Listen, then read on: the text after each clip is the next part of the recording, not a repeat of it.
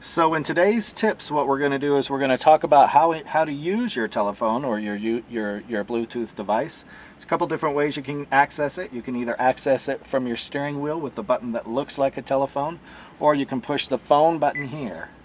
Right now it says it's connected to Drew's phone. That's perfect. That's the phone I'm using.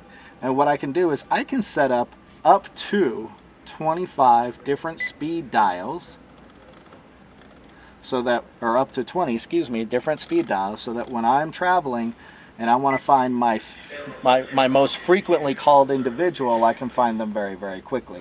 But let's set up the number one entry, and it's asking me, do I want to set them up, or do I want to input them from the phone book, or do I want to just dial it in, or do I want to use a call that I had already used before? Let's use the phone book. And so up pops my phone listings, which will happen every time you get into your vehicle.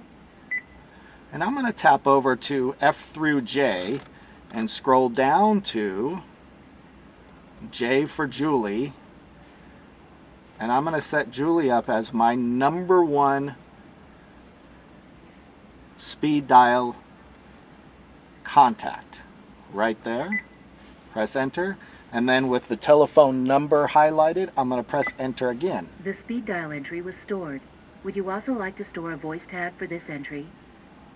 Now I can set up a voice tag, or I can just leave it as it is. Let's just leave it as it is. And as you can see now, the number one person on my speed dial is Julie. So when I'm driving along and I want to call Julie, I just tap on the steering wheel. Up pops my Bluetooth device, or my cellular phone device, and the very first one is Julie. So I'm just going to go ahead and press enter here, or I can push the call button on my steering wheel, and it will call that person as well. I'm going to hang up so that I don't bother her while she's at work.